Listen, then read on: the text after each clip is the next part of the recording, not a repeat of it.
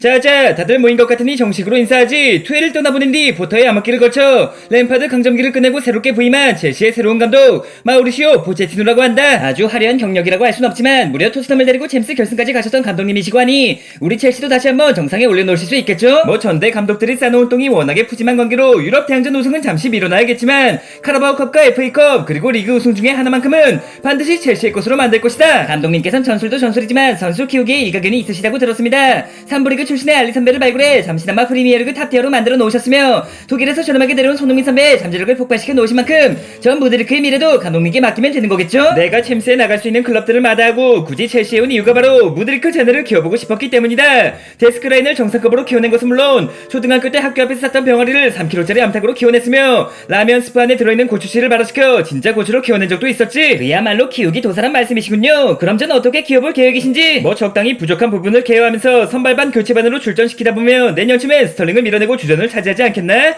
그러다 보면 어느새 제2의 로벤으로 자라나 있겠지. 제가 제2의 로벤 선배가 된다니 듣기만 해도 가슴이 웅장해지긴 합니다만 설마 실력이 올라갈수록 머리까지 벗겨지는 건 아니겠죠? 그거야 자네 유전자에 달린 문제 아니겠나? 아무튼 훈련도 훈련이지만 자기 관리 역시 중요하다는 거 알지? 아무리 뛰어난 탤런트를 갖고 있다 해도 관리를 잘하면 흥민이가 되는 것이고 관리를 못하면 알리처럼 되는 거라고. 무드리크가 제2의 로벤이라면 제2의 아자르 타이틀은 저 펠릭스의 차지가 되겠죠? 비록 마드리드행 비행기에서 실종돼버렸지만 첼시 시절의 아자르는 그야말로 미안하지만 펠릭스 자는 제2의 아자르가 아닌 제2의 그리즈만이 돼야겠는걸? 그게 무슨 소리입니까? 그리즈만은 첼시에서 뛴 적도 없지 않습니까? 안타깝지만 내가 꿈꾸는 첼시엔 펠릭스 자네의 자리가 없거든. 이제 그만 자넨 아틀레티코로 돌아가 주게나.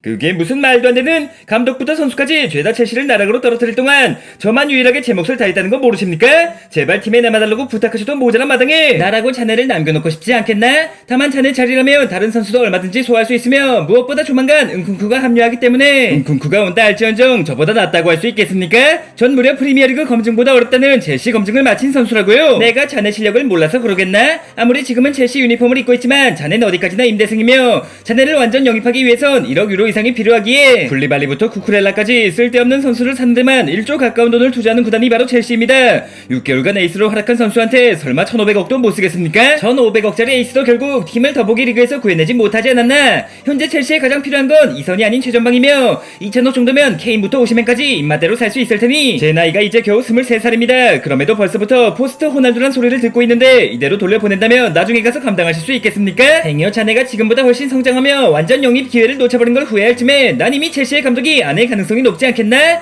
자네의 사정이 안타까운 건 알겠다만 일단 내 밥그릇부터 챙기고 봐야 하기 때문에 자네를 영입할 돈으로 스트라이커를 데려오겠단 말이지. 펠릭스의 이적료가 부담스러운 건 사실이지만 그래도 남겨야 하는 게 맞지 않겠습니까? 은쿵쿠 녀석이 리그에 적응이라도 못해버리면 그건 그때 가서 생각할 문제고 지금은 최전방 스트라이커 영입이 가장 급사합니다. 보일리님께서 아무리 돈이 많다 하셔도 재정적 페어플레이를 지키며 S급 골잡이를 데려오려면 펠릭스를 돌려보내는 것만으로는 부족하다는 거 알지? 이미 1조 가까운 돈을 흥청망청 써버렸으니 다음 영입을 위해선 무조건 매각이 필요하겠죠. 심지어 유럽 대항전도 못 나가는 첼시에 케인이나 오시멘을 데려오려면 이적료부터 주급까지 정상가의 1.5배는 필요하지 않겠습니까? 그렇게 영입에 앞서 방출이 필요한 것이고 펠릭스에 이은 두 번째 방출 리스트라면 안타깝게도 케파 자네가 될 것 같다. 감독님께서 오랜만에 영국에 오셔서 뭘 몰라도 한참 모르시나 본데 제가 맨디까지 밀어내고 주전을 차지했다는 거 모르십니까? 공격수 영입을 위해 주전 골키퍼를 팔겠다고요? 솔직히 자네도 이적료나 주급에 비해 그렇게까지 잘하는 건 아니지 않나? 인테르의 안드레 오나나를 자기 골키퍼로 점 찍었으며 케파 자네는 물론 맨디까지 정리한다면 오히려 돈도 벌고 주급도 아끼고 전력까지 올라갈 수 있단 말이지. 무려 챔스 결승에 올라가 있는 인테르가 오나나를 순순히 내어주겠습니까? 인테르가 몇 년째 재정난에 허덕이고 있다는 건 어지간한 축구 팬들이라면 모두 알고 있는 사실이다. 뭐 오나나가 챔스 결승팀을 떠나 더보기 리그 팀으로 오겠냐마는